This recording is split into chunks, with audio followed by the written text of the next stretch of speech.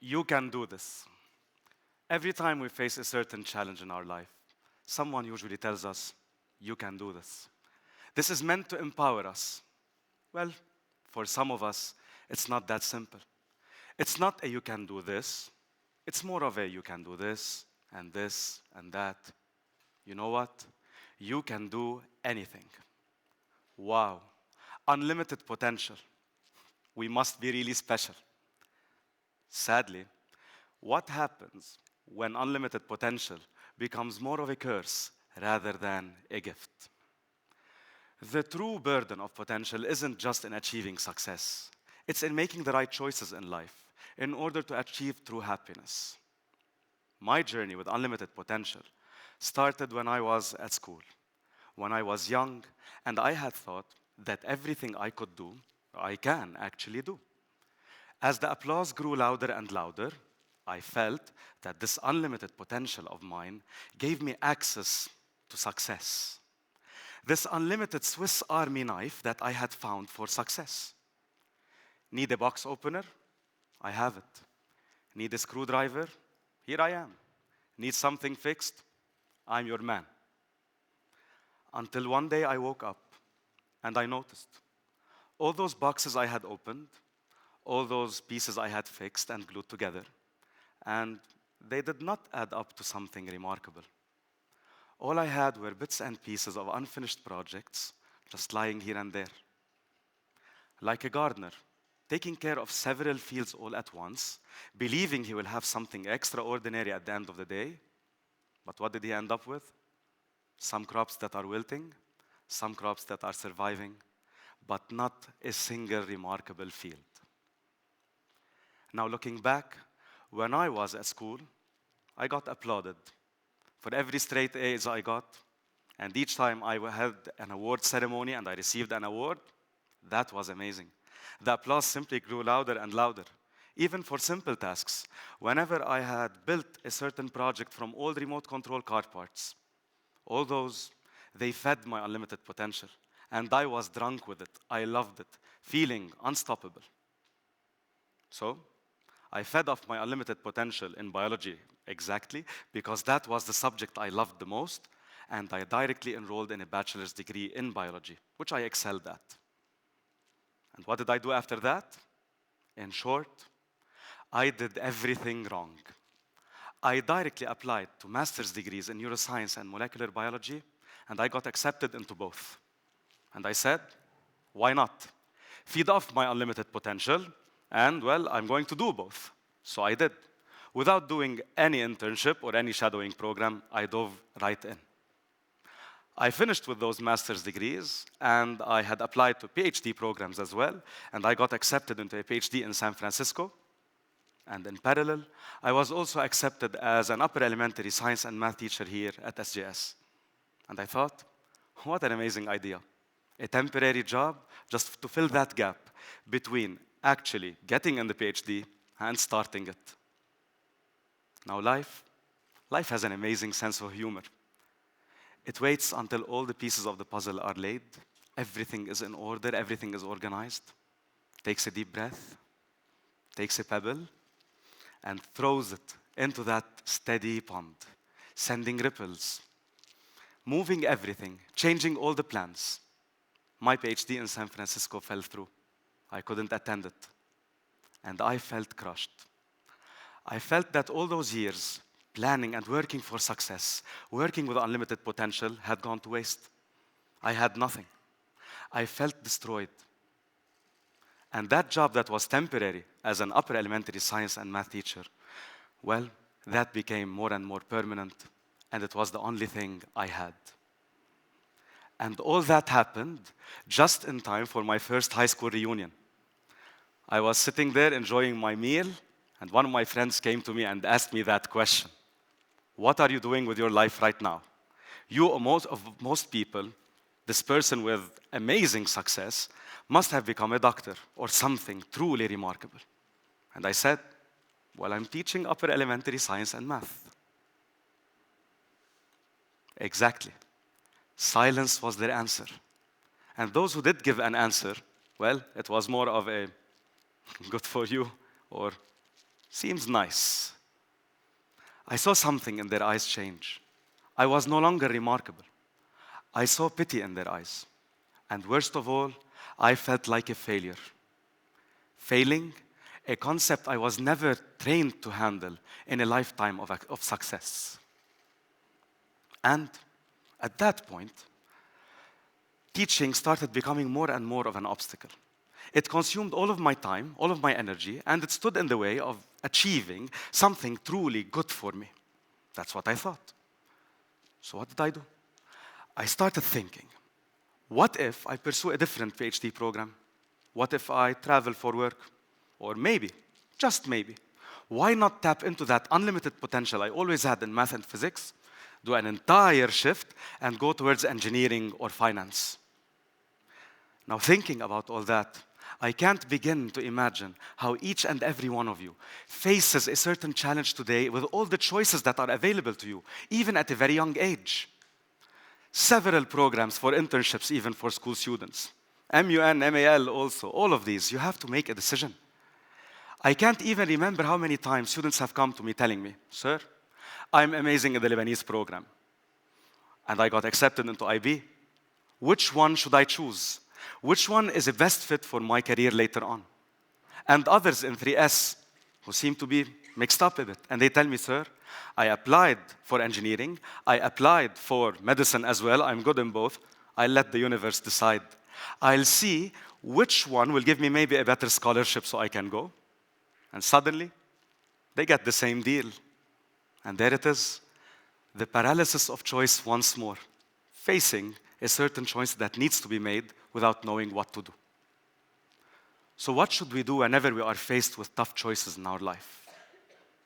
My first mistake was diving directly into my master's degrees without actually trying some internships or shadowing programs. I listened to my grades and my grades alone. I trusted in my unlimited potential as a straight A student, and I started my specialization without actual on-site experience and experiencing this field firsthand. My second mistake, and that was a harder pill to swallow. My second mistake was actually holding on to some paths and some potentials that I should have let go a very long time ago. I held on to something that did not truly reflect what I was. The hardest part of making a choice isn't living with the choice that you made. It's not achieving the success that you are going to achieve. That is built in. You made the choice. You can already face the challenges of that choice and the obstacles. That is your decision. The hardest part is actually living with all the choices you had to let go of. Living with that guilt. Living with this, what if I had done option A and not option B? For when you ask yourself that question can destroy the strongest amongst us. And I did that a bit too late in my life. I asked myself, am I a true lab researcher? Do I see myself excelling in that path? And the answer was, not really. I cannot really handle sitting 24 hours a day in a lab, talking to cells under a microscope or chatting with mice in cages. I need human interaction. I need to deliver knowledge directly, to discuss, to debate as well. Now, when I started realizing that, I asked myself a different set of questions. Am I a good teacher? Am I in my place? Do I feel that I am fulfilled when I'm teaching? Am I actually achieving something wonderful? And looking back, this answer came to me last year.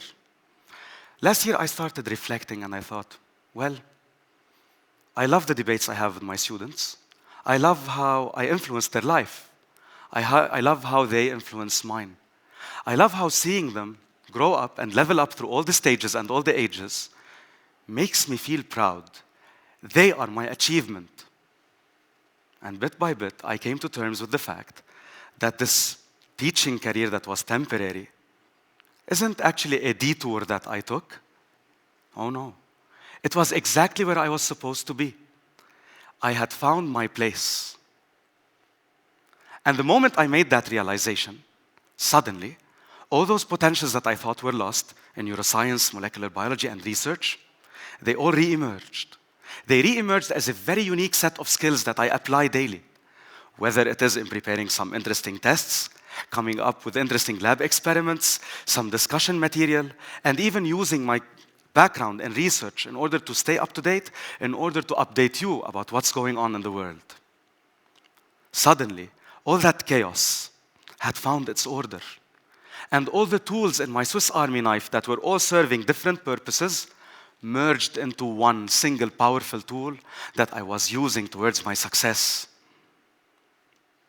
Exactly like electricity, a concept you are all familiar with, potential difference. Without a point of zero potential and another with maximum potential, there is no voltage. There is nothing to drive this current from point A to point B. And that light at the end of the tunnel will remain turned off unless you know how to build that potential difference. Or else you'll just have sparks, meaningless, shining here and there without true purpose. So whenever you are faced with a choice in life, first of all, always reflect, think. Do I fit in where I'm headed? Is this something that I would love to do? Is this something that I might belong in? Ask some people. Ask some counselors, guidance counselors, professionals. See their opinion. What about this field? Is it interesting? Isn't it interesting? What should we do with it? Don't just take their word for it. Enroll in internships. Seek this experience hands-on. Don't just take the word of someone. See if you can handle the stress of that situation. See if you fit in. Then ask yourself a few tough questions. Can I live without this or that? You must be able to live without something. Do not just go ahead and collect degrees like wall decorations like I did. Choose something, be oriented, and make sure that if you can live without something, then that path was never meant to be in the beginning. Finally, trust in your unique ability to leave a unique print in the field that you are using and the field that you are heading into. That uniqueness that you have will allow you to achieve the success that you want. In truth, no future is picture perfect, and not a single circumstance is ideal. The hardest part of making a decision in life isn't achieving the success that you want. It isn't dealing with the burden of all the chaos, if you wish, of every single obstacle that you face. No, not at all. You are already extraordinary. This is something built in. This is something that you chose. You can easily overcome all those. The hardest part is living with the choices that you made, living with the guilt behind those choices, moving on guilt-free, knowing that you are where you are supposed to be, and achieving happiness.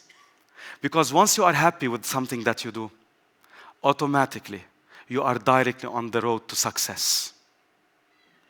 The burden of potential isn't just making this choice randomly. It is about finding your purpose. It's about finding fulfillment and finding joy in each and everything that you do. So what steps are you ready to take today to start building towards a lifetime of unlimited potential, tomorrow and forever? Now I ask you all to clap for me. Not just for my unlimited potential. You are already feeding it, you're all here. My unlimited potential is with me everywhere I go.